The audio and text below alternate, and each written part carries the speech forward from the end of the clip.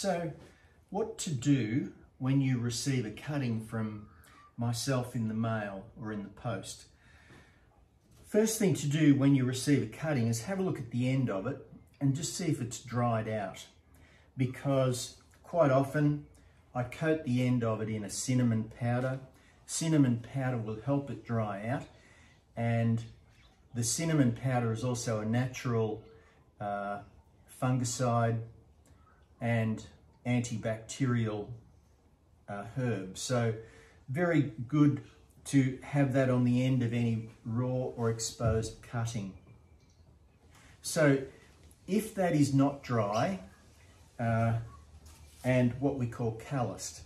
So if it's not calloused, then just set it aside for a week, let it dry, and then the end of it is sealed. So when you put it into some potting mix, I'll just put some potting mix in here. So once I put my cutting into the potting mix, usually what I'll do is have a mark on it which says soil. So we're going to insert it to that level. We're then going to put some potting mix in around it.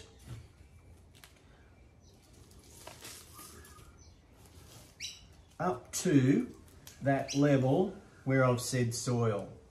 So don't press the potting mix down, don't compress it. Just let it sit there nice and loosely. If that stem is wobbling around a fair bit, what you can do is put a stick behind it or a small trellis, just something to give it some support.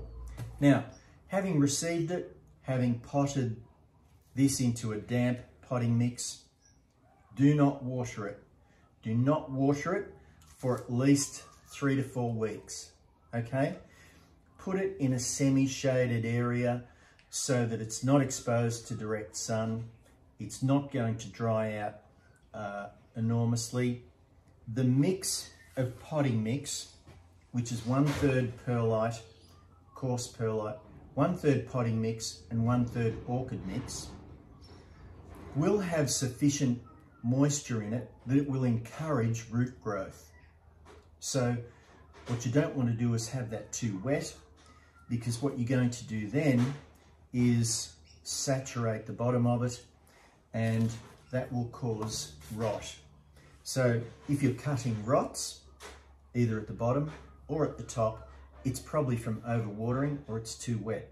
So do not water for about 3 to 4 weeks.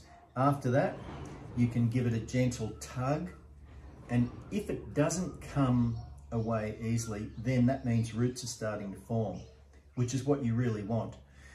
You want to tug gently and feel that there are roots in there. When you can feel there are roots in there, then you can start watering. And if it's in the summertime, just water once a week, no more. If it's in the wintertime, perhaps once every 3 or 4 weeks. But we'll talk about that another time, how often to water and when.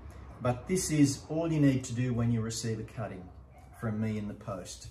And if you do things like that, you should have some beautiful growth coming out very soon. Of course, during winter time, you'll find that growth is not very forthcoming for a while, but around springtime, summertime, autumn time, you should get lots of new growth.